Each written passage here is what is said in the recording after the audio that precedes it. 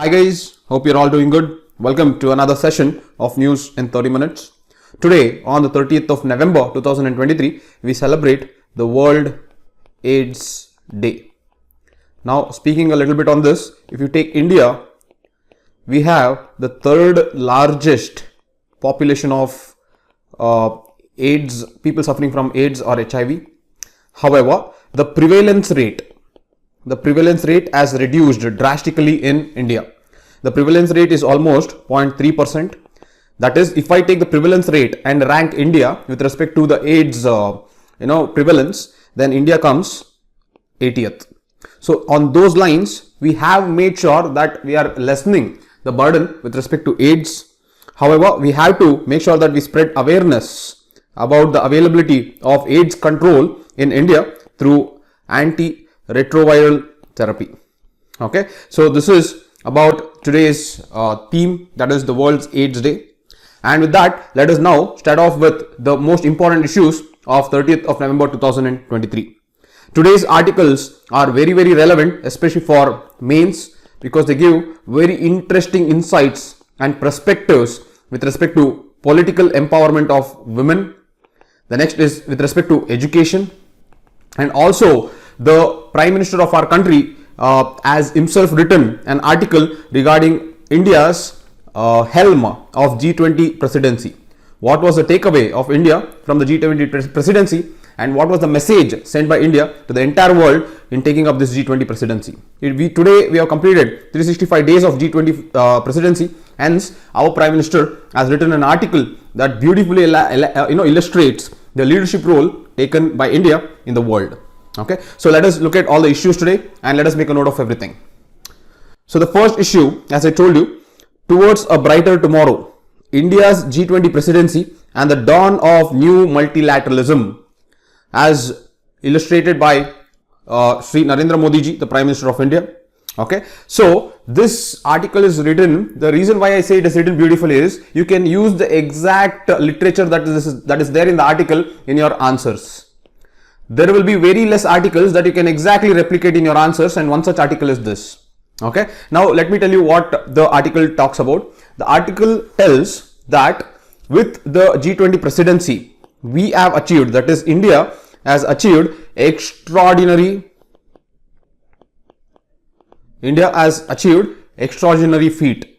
What is this extraordinary feat? One, it has revitalized multilateralism. The second is it has amplified voice for global south. The third, it has championed development. And fourth, it has also worked for the empowerment of women. Okay, so broadly, India has achieved these four objectives. That is what our Prime Minister tells. Okay, so why is G20 so successful? Is because the New Delhi Declaration was accepted by all the members of G20. Hence, that shows the India's consensus based decision making, which is very popular. Overall, in the G20, we have achieved 87 outcomes. And 118 adopted documents. We have achieved 87 outcomes and 118 adopted documents. That is huge when it comes to the amount of work being done in a matter of just 1 year.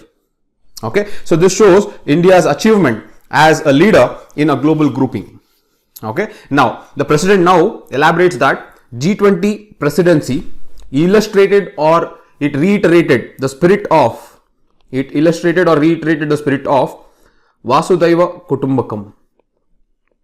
It illustrated the spirit of Vasudhaiva Kutumbakam, that is one earth, one family and one future. Okay, so it illustrated the spirit of Vasudhaiva Kutumbakam, and 4 words defines India's presidency. The Prime Minister tells 4 words define India's presidency. The first word is inclusive. The reason why the Prime Minister tells if we have illustrated inclusiveness in G20 presidency is because 1, we brought into the ambit of G20 African Union. Now, by bringing African Union into G20, we are bringing 55 nations of Africa into G20, and now G20 will reflect, or it will represent 80% of the world's population. Look at this. By just one stroke of action, by bringing African Union into the G20, we have increased the representation of the G20 to almost 80% of the world's population. That shows that India is inclusive oriented. The second, the Prime Minister tells within inclusive bloc is, we have also set 2 summits that is dedicated purely for Voice for Global South. There was 2 summit that purely was held for Voice of Global South. So the Global South or South-South cooperation, all the developing countries are coming together, and this shows that the southern, the developing countries are getting a new voice. Okay, and these are the 2 main reasons why our Prime Minister tells that this is the dawn of new multilateralism. This is the dawn of new multilateralism. That is, the developing countries or the southern countries or the South-South cooperation countries are getting a voice and a bargaining power in order to bargain with the Western democracies or the developed nations. So this is the first block that our Prime Minister talks about. The second word that defines G20 presidency of India is being ambitious.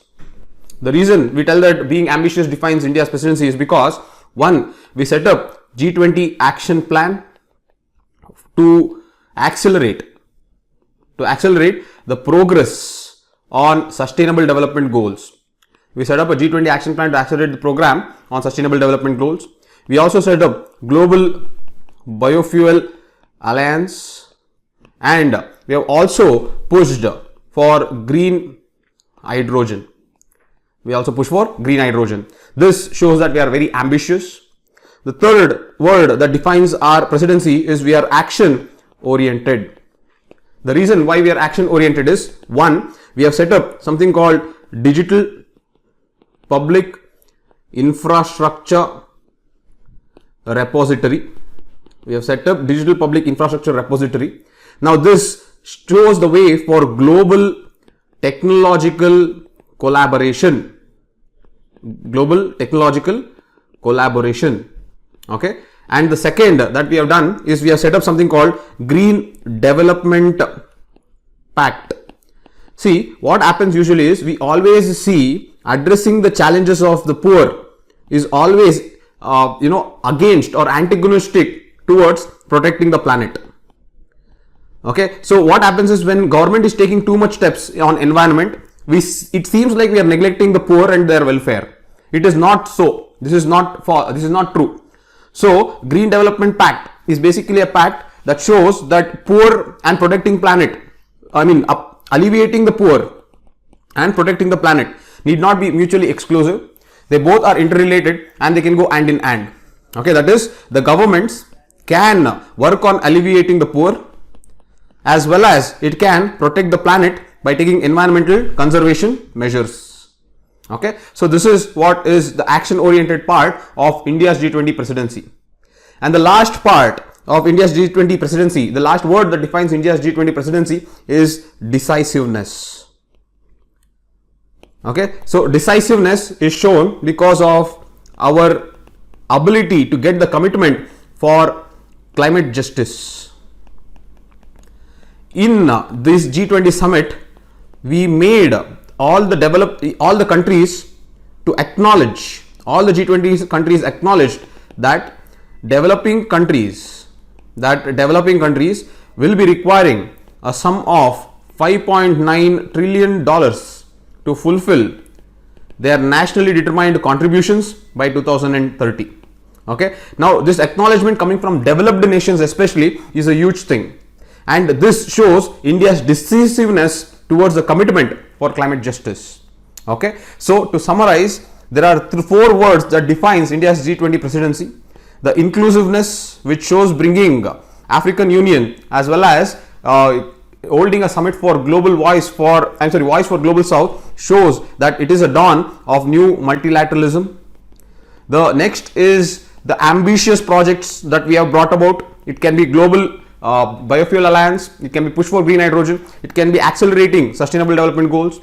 Our action oriented way of doing things, the example is digital public infrastructure repository, which for the first time shows a global technological collaboration that constitutes of both developing as well as developed countries. Okay, that technological collaboration means a huge thing, and we are able to address the dichotomy that is known as Green Development Pact, wherein protecting the planet also includes improving the welfare of the poor.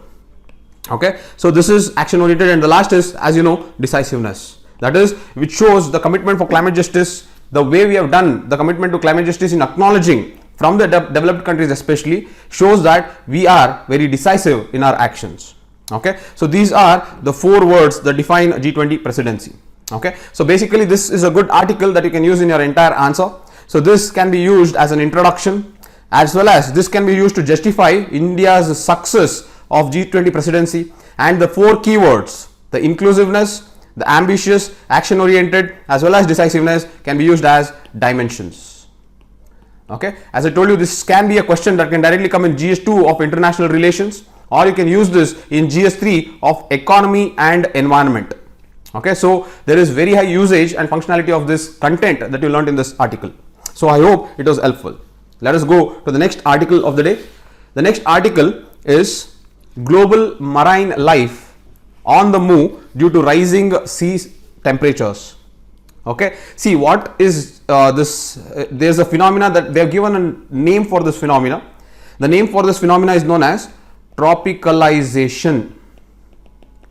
Okay, so tropicalization means in oceans the zone of tropics is increasing. The zone of tropics is increasing, and the zone of temperate is receding.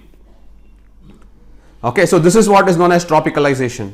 Okay, so to give you an illustration of what exactly it is, if I take Atlantic, let me take Atlantic Ocean as an example. So if I take Atlantic Ocean as an example, now if I consider that this is tropics, okay, and this is temperate. Okay, now because of global warming, what is happening? Because of global warming, the sea surface temperatures are getting heated, and because the sea surface temperatures are getting heated, the tropic is now extending to this zone. When the tropic is started to extend, that is because sea surface temperatures are increasing, the tropics is migrating to the north. So this is the new tropic. When this is the new tropic, all the marine life that is there in the original tropic will start migrating north. When all the marine organisms in the original tropic starts migrating north, now the organisms that are there already in the temperate, they are facing new competition. They are facing new competition. This is known as the phenomena of tropicalization. Okay, so it is basically a mass movement of marine life. Okay, it is basically a mass movement of marine life. This mass movement of marine life happens from tropics towards temperate, and this is happening mainly because of climate change. And when this mass migration happens towards temperate, the temperate marine life is affected because of increased competition. Okay, so this is known as tropicalization. Okay, and also there is this tropicalization was first observed in Mediterranean Sea. It was first observed in Mediterranean Sea. See, this is the Mediterranean Sea, and since it was first observed in the Mediterranean Sea, it is it is called as Mediterranean hotspot. Sorry, it is known as it is not Mediterranean hotspot. It is known as tropicalization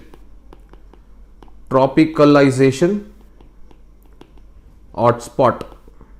Okay, because tropicalization as a phenomena was observed in the Mediterranean Sea, it is known as Mediterranean Sea is known as tropicalization hotspot. So basically, I hope you understood this.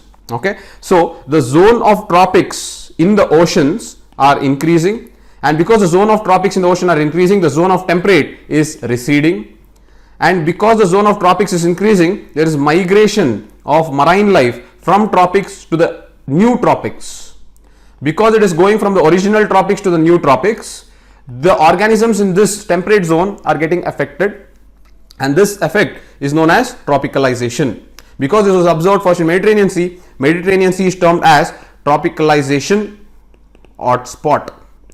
Okay, and the entire phenomena of this is attributed to climate change. A consequence of climate change is this. So overall, if I take the aspect of climate change on oceans, because of climate change, one, the sea surface temperatures of oceans are increasing. The second, the ocean is suffering from ocean acidification. The third, we are seeing the event of coral bleaching. And now the new phenomena that we are seeing is tropicalization. These are all the consequence of climate change over oceans. I hope you understood this concept. Okay, it is very important. It can come in your prelims exam this year, so please make sure that you have learned this concept very well. Okay, so the next concept is an interesting concept. The next concept is India needs comprehensive sexuality education. Okay, now this is an interesting concept because here the author talks about education, and the author gives two important necessities to be included in education. Okay, that is two dimensions. We are neglecting these two dimensions in education, and the author tells that we have to include these two dimensions in education. Now the first dimension that the author tells to be included is social justice education.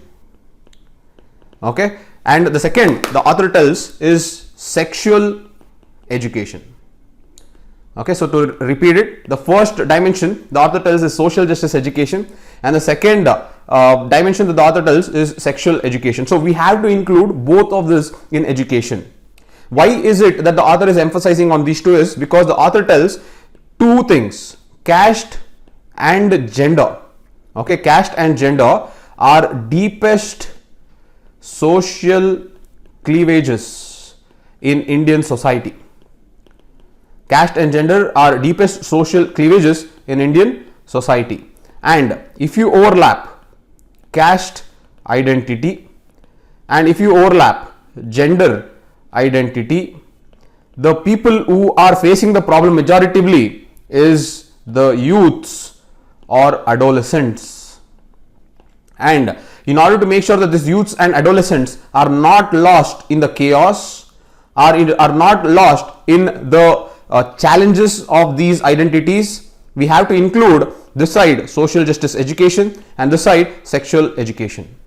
This is what the author tells. Okay, the author basically tells that we are having a lot of caste based discriminations, we are also having a lot of gender based discrimination. Yes or no? And this caste based discrimination and gender based discrimination, most of this caste based and gender based discrimination has faced both. When we overlap both of these are faced by the adolescents more. And since adolescents are still very young, they are going through biological changes. Observing these caste based discrimination and gender based discrimination, they may not be able to understand what is happening. They may not be able to comprehend what is the understanding of the society and why is the society behaving that way. So this can affect the adolescents in taking up extreme decisions like suicides or extreme decisions like depression. So this, if we have to overcome this, we have to make sure that our adolescents will have to get sexual education as well as social justice education. Okay, so that is the way the author will start off with this article. The first, now if I take the social justice education, the author tells that one, the idea of citizenship should be changed. Okay, the author tells the idea of citizenship must include enhancing empathetic understanding of others. Okay, so our idea of citizenship is mainly in our education, it is focusing on our rights and how our rights are important and how government is duty bound to abide by our rights. However, what we are neglecting in our citizenship is enhancing the empathetic understanding, improving empathy, improving compassion amongst our compatriots and our brothers is what is missing, is one thing that the author tells regarding social justice education. The second aspect that the author tells is the idea of developing critical thinking. As you know, in our education, critical thinking is not emphasized. Rather than that, we are more into awards, rewards, ranking. This is the problem, because if you support critical thinking, one very important aspect that will sit in a youth's mind is the aspect that democracy will always have, or democracy is full of reasonable disagreements. Democracy is full of reasonable disagreements. So the youths will not be afraid that their voices are not heard. The second, youths will not also be offended just because there is a disagreement. They will start accepting diverse views, and they will also start respecting differences. I hope you understood this. So these are the two things that the author tells that should come within our education. This is what the author broadly says is social justice education. Okay, so social justice education is trying to bring the idea of citizenship to a much broader level, enhancing empathy and compassion amongst others, and to introduce critical thinking to allow them to respect differences and to accept disagreements. Okay, so this is what is one social justice education. Now what happens is, when you do this, two things are happening. One, people who are asking for help will not feel shameful. Okay, the next is they will not feel that they are weak. They can now seek help open-heartedly. Because the society is built on compassion, they can ask for help open-heartedly. The next is people who are helping. They don't feel that they are doing a favor. They feel that it is their responsibility. They feel that it is their duty. Okay, so when this type of relationship builds in the society, this will always translate to social justice. This is a very good perspective that the author has given. Okay, so this is regarding the social justice education. The next dimension that should be included in education that the author tells is sexual education. Okay, the author talks about the recent Calcutta High Court judgment, and the Calcutta High Court judgment says that if education is a right, then naturally sexual education is also a right. Okay, if education is considered as a right, then sexual education also becomes a right. This was actually a judgment that was given in Calcutta High Court recently. So the author tells that this shows the importance of sexual education, and it is important to be included in order to enhance the understanding of adolescents regarding sexual education. Now, what does this do? By having sexual education within the schools and colleges, students will understand the difference between what is sex and what is gender. As you know, sex is a biological concept. You have male and female. Okay, gender is a social concept. This is purely a human construct. Okay, and once you understand the actual construct of gender, you will start now understanding the different gender identities. Okay, now understanding the different gender identities is important, because it only does not mean men or women, it also means LGBTQ community as well. Okay, so having sexual education will help one respect different gender identities. With this comes a better interpersonal relationship. Okay, so this is the first aspect that the author tells. Now the second thing the author tells is, by having sexual education, people will start respecting, or one will start respecting one's personal boundaries. They will realize what exactly is a personal boundary, where does the personal boundary start and where does the personal boundary end. When one realizes what are the personal boundaries, this will stop others from creating or from exploiting sexual abuse from everyone. So the point is, if you realize your personal boundaries, you will not allow others to abuse you in any way. So that is another important aspect. We know that a large chunk of or huge number of adolescents are subjected to sexual abuse, and if this has to reduce, these adolescents must realize the personal boundaries. Once they realize, they themselves will be aware of whether they are being abused or not, and they themselves will be able to put a stop on that particular activity. Okay, and the third, again the author says there are several researchers that says that by having sexual education, the delay, there is always a delay in the first sexual intercourse. Okay, so in the first sexual intercourse there is a delay. The next is there is reduction in the frequency of sexual intercourse, and the third and the most important is there is reduction in sexual abuse. Okay, so these are the reasons why sexual education must be included in the part of curriculum of education. So finally, to conclude this, education should have two dimensions compulsorily included: social justice dimension, okay, so that the identities, especially the social identities, and within the social identities the caste identities should not become a falter for the students or the adolescents. The next is the sexual identity, and wherein the gender identities must not create a falter in the student's mind. So if we have to fight this, the problems within the caste identities and the problem within the gender identities, we have to make sure that the social justice as well as the sexual dimension is attributed inside our education. Only then will the education be inclusive, and only then the education will be equitable. Okay, so this is what the author tells. A very good article which you can use in your answers. The next article is women's political empowerment. There is more talk and less action. Again, it gives a very good perspective in your dimensions. See, what the author talks mainly is about political empowerment of women. Okay, now recently there was 106th Constitutional Amendment Act.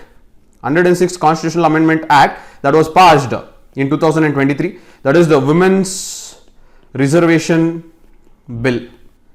Okay, now if I have to analyze this bill from the perspective of political empowerment of women, look at this. This is a very excellently analyzed perspective about the Women's Reservation Bill or about women's political empowerment.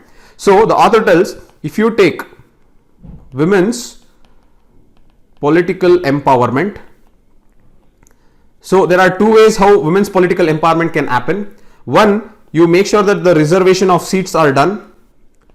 Reservation of seats in legislature. Okay, one is reservation of seats in legislature. The other is you provide a quota of the quota within the political parties. That is, when you are giving ticket itself, you make sure that this many tickets must compulsorily go to women. Okay, so there are two dimensions of creating women's political empowerment.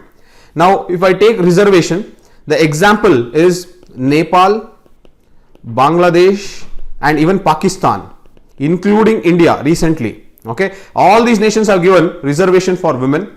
For example, Pakistan has 17% reservation of seats for women. Bangladesh has 33% reservation of women. Reservation of seats for women. India, which has passed the 106th Amendment Act, also has 1/3 reservation of seats for women.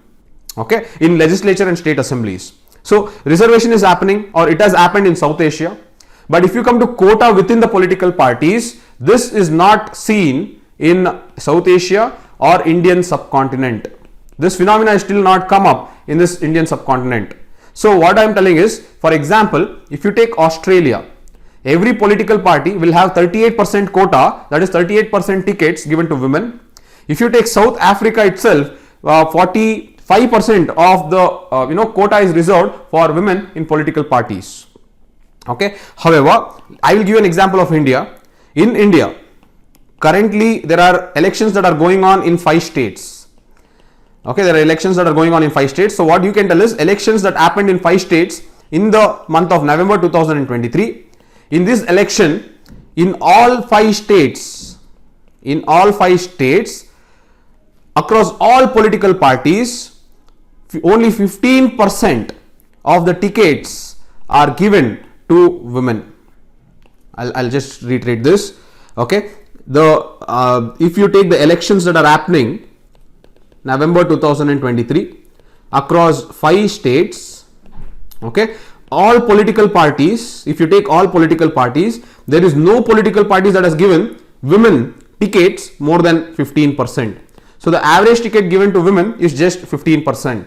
Now, Look at this. If you reserve 1/3 of the seats in legislative assemblies and Lok Sabha, that is one good thing that has happened. Yes, obviously this has to be implemented post 2026 delimitation commission. All that is fine. But look at, in spirit, are we able to implement the same actions? Why isn't it that the political parties are able to give more ticket to women even before this bill comes into action? Correct. So this shows that though that bill has been passed, it doesn't mean that political empowerment of women is assured. If political empowerment of women has to be assured, this 15% tickets that are given now, this has to improve. Correct. So finally, to conclude, if political empowerment has to come, this political empowerment will come not only through reservations but also through quota within the political parties. Okay, so if reservation is 1/3, the quota also should be 1/3 or more. That will assure that the political empowerment of women can happen. Okay, so this is a good perspective given by the author in this article. Okay, the next article is how universities and industry can collaborate. Okay, in India, one of the greatest hindrance is there is no collaboration between industries and institutes. The institutes are doing research, okay, and they have within them the intellectual property. Okay, though they have their intellectual property, this intellectual, they are failing to commercialize. They are failing to commercialize this intellectual property. Okay, now for this research, who is paying the money? The money is mainly coming from the government. The government is funding the research activities, and this research activities is creating the intellectual property, and they are not commercializing this intellectual property. For example, it may be patents. They are not commercializing their patents. Now when this happens, the limitation is the government can only fund to an extent, because the government will have other welfare functions, other infrastructural functions. So the government cannot indefinitely keep funding the institutes. So if the funding has to come for research project, it has to come from industries. And if the funding has to come from industries, the institutes have to commercialize this intellectual property with the industries. So if funding has to come to the institutes have to commercialize their intellectual property with the industries, and this is what is industrial academia collaboration. And this is how the research ecosystem of India can be enhanced, can be broad-based, and can move with critical changing technologies. Okay, critical changing technologies. Okay, so that is what is the introduction part. So how to go about this? What to do for the industries to collaborate with the institutes? The author gives 3 to 4 important steps. The first, the author tells, is we have to evolve shared goals. We have to evolve a shared goal. The reason why the author tells we have to evolve a shared goal is, if you take institutes, they are primarily focused on conducting research, and they are primarily focused on educating students. Okay, but if you take the industries, they are primarily focused on saleable applications, and they are primarily focused on profits. So they are profit driven. So if you look at this, both these goals seem to be there diverging. Okay, however, both are actually interrelated. If you create more profit, only then you can conduct more research. If you create more profit, only then you can educate more children. Now, if you conduct more research, only then you will get saleable applications. Only if you get saleable applications, you will get more profit. See, this common ground has to be realized between the industries and institutes. That is what is evolving shared goals. The second is they have to overcome their cultural differences. Okay, so what do you mean by that? The reason is, if I take institutes, their culture is mainly theoretical profoundness. That is to enhance their knowledge and to enhance their theoretical correlations is what is institutes culture. Now if I take industries, their main culture is practical outcomes. They don't worry about the theory, they just worry about the practical. What is the outcome of anything? Okay, now though there is divergence in their culture, we have to find a way to bridge the cultural gap. We have to find a way to bridge the cultural gap, because institute's culture is theoretical profoundness, the institute will always view themselves as long-term visionaries. And because industry's culture is practical outcomes, the institutes will always view industries as short-term gains. Okay, now this divergence in views has to be mitigated. We have to understand that the institutes and industries can collaborate if there is a bridging of cultural gap, where industries and institutes must respect each other's viewpoint, must respect each other's cultures, must understand that both are interrelated. If they both have to survive, this cultural synthesis has to happen. So that is the second point that the author tells. The third point that the author tells is there has to be good communication. There has to be good communication. Okay. For this, the author tells good communication can come if training happens. Training should happen on both the sides. It should happen with respect to researchers. It should also happen with respect to industrial professionals. When training happens with respect to researchers and industrial professionals, what should happen? It should happen with respect to the language and the expectation amongst both. So by teaching the language and expectations amongst both, it will help both to come to a common ground. Okay, so this is what is important in with respect to good communication. And the fourth the author tells is building trust. Okay, so how to build a trust? It is basically through mutually agreeable IP, that is intellectual property agreement. This agreement should be done with such a way that both will have a win-win situation. Only if both are winning, then it will be conducive for both of them. So how do the industries and institutes collaborate? To summarize, the first is to evolve shared goals. We should not think industries and institutes are mutually exclusive. They both are actually dependent on one another. So hence we have to evolve shared goals. The second is to overcome cultural differences. One culture is theoretical profoundness, another culture is mainly practical outcomes. So though there are cultural differences, both should have some methodology to bridge the gap of cultures. We have to have a cultural synthesis. We have to understand that both the cultures are interrelated, and for the survival of their own cultures, we have to make sure that they collaborate. The next is good communication. Training should be given across both institutes as well as the industries, so that a language and expectation is set up for them to come to a common ground. The next is building trust. There has to be mutually agreeable IP agreement that to start with. So we have to start with the agreement itself, so that the entire relationship is based on trust, so that there is win-win cooperation amongst both the parties. Okay, so these are the four important steps that can be taken in order to improve the universities and industries collaboration. Again, as to conclude, if we have to improve the funding, especially in the research ecosystem, completely relying on the government is not a sustainable model, especially if we have to improve on our critical technologies research. So if we have to make sure that we improve our research ecosystems funding, the private sector or industries play a very important role, and for this collaboration with the institutes is very important step. So how do we do it? We have just enumerated the 4 steps: evolving shared goals, overcoming cultural differences, good communication, as well as building trust. So with that, we can improve the collaboration.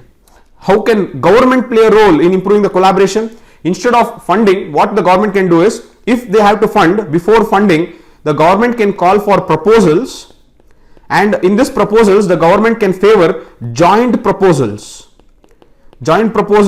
of industries and higher educational institutions. Whenever there is a joint proposal, the government can prioritize joint proposals over individual proposals. So when joint proposals are done, now the industries as well as institutes will be forced to collaborate. So if they are forced to collaborate, they are now forced to find a common ground, and this will help both to grow together and overcome the problem of funding in the research and development ecosystem of India. Okay, so this is the overall issue of industry institute collaboration. Okay, so I hope you understood the analysis of this. Very important articles that are especially important from mains perspective. So I hope you have understood as well as you have enjoyed the analysis, And I hope every day listening to news in 30 minutes is making you a thinking individual. I keep telling you, irrespective of what happens, learn to analyze, enjoy to analyze, and analyze from different angles. Initially, you may feel it is clueless, but as you keep doing, you will start enjoying it. And as you keep doing, answer writing becomes a piece of cake. Okay, so it comes with time. So one thing is you should have patience and keep trying. If you keep trying, you'll eventually get it. Okay, so I hope the session was helpful, guys. If you loved it, please make sure that you like, share, and subscribe. And please make sure that you tune in tomorrow. I'll see you tomorrow, guys. Bye. Thank you so much.